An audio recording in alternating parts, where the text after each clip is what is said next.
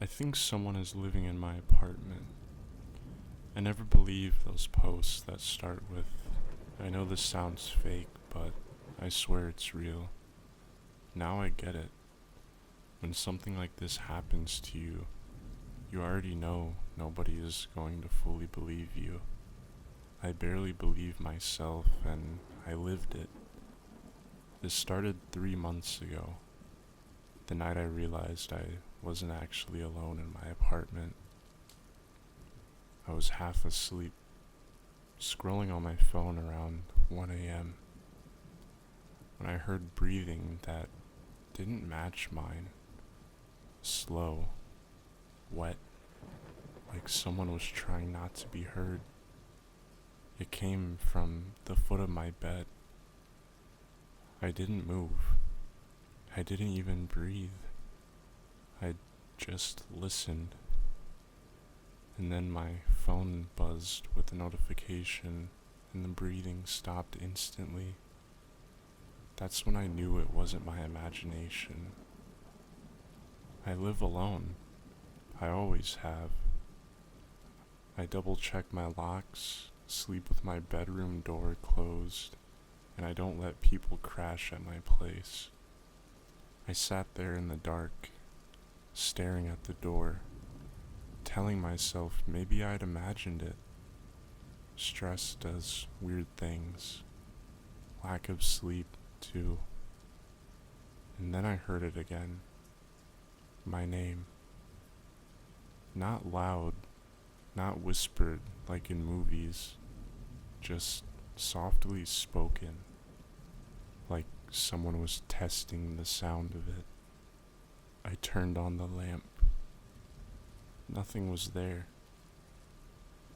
I searched the apartment with a knife from the kitchen, shaking so bad I'd almost dropped it. Closets empty, bathrooms empty, windows locked, front board bolted, no signs of forced entry, no hiding spots big enough for a person. I laughed at myself, that shaky kind of laugh you do when you're trying not to cry. I slept with the light on and told myself I was fine. I wasn't. The next few nights were small things. Things you can explain away if you really want to. Cabinets open that I swear I closed. The couch cushions slightly indented like someone had been sitting there. The shower curtain pulled back when I knew I left it closed. And then came the smell. Metallic. Sweet. Like rust and old pennies. It only showed up at night and only in my bedroom. I washed everything. Sheets, mattresses covered, even the carpet. It didn't go away.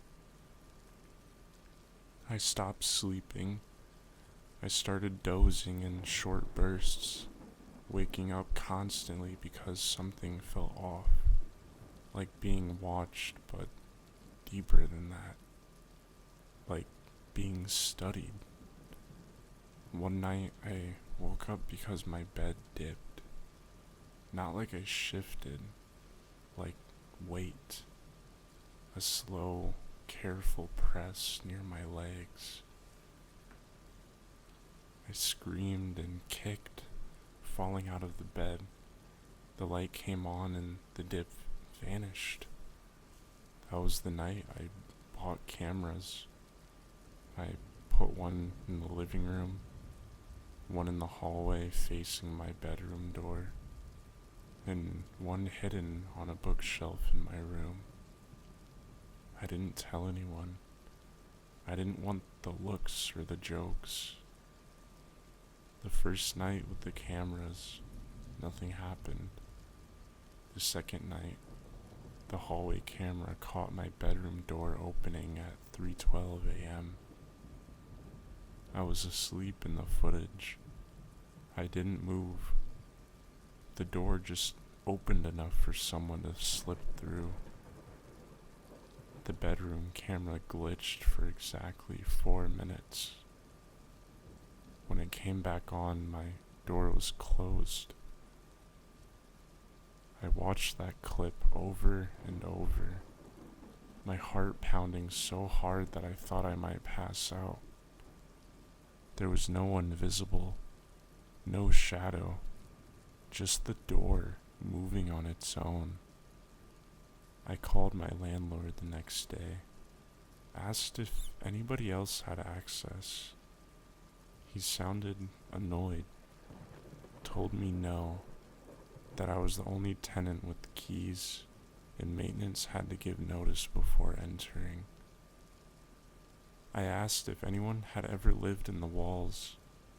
I didn't even know why I asked that. He laughed and said this wasn't a horror movie. That night I slept with my phone recording audio. At 2:41 a.m., the audio picked up whispering. Not words, just breathing and a soft clicking sound, like someone tapping their teeth together. At 2:46 a.m., something brushed my hair. I bolted upright and screamed. The recording captured my scream. It also captured another sound right before it. A quiet, pleased laugh. I left. I grabbed my keys, wallet, and phone and drove until I couldn't see straight. I stayed at a motel off of the highway, lights on, chairs shoved against the door. I watched the camera feeds until morning. At 3:18 a.m., while I was gone, the bedroom camera turned back on. Someone was standing beside my bed. I wish I could say I saw a face. I didn't. Just a shape that was wrong. Too still. Too close. Like it had been there the whole night. Waiting. It leaned down towards the mattress. Then it turned its head directly toward the camera. The next frame was static. I moved out that week. I didn't tell my landlord why. I didn't argue about breaking the lease. I just left. For a while, things were quiet. I slept again. I started to feel normal. I almost convinced myself it was some kind of breakdown. And then the emails started. From my very own address. The first one just said, "You forgot something." No attachment, no explanation. The next night, I heard breathing again. Not in my apartment, not in my car. I was driving home from work, radio on low, when I noticed the smell, the same metallic sweetness. I pulled over, heart was racing, and checked the back seat. It was empty. When I got home, my front door was unlocked. Inside, on my bedroom wall, written in something dark and sticky, was my name. And underneath it, a sentence. I don't need the walls anymore. I called the police. They searched the apartment. No signs of forced entry, no fingerprints, no blood they could identify. They suggested maybe I knew someone who was messing with me. I didn't. That night, I stayed awake. Around 4 a.m., my phone went off. Another email. I like when you're awake. My bedroom closet door creaked open slowly. I don't remember screaming. I don't remember running. I just remember being outside, barefoot, phone in my hand, gasping like I'd been underwater. I live somewhere else now. I won't say where.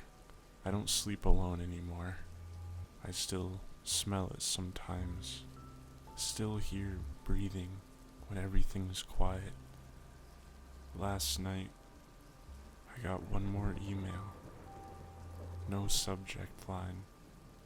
Just a single sentence. You still leave space beside you when you sleep.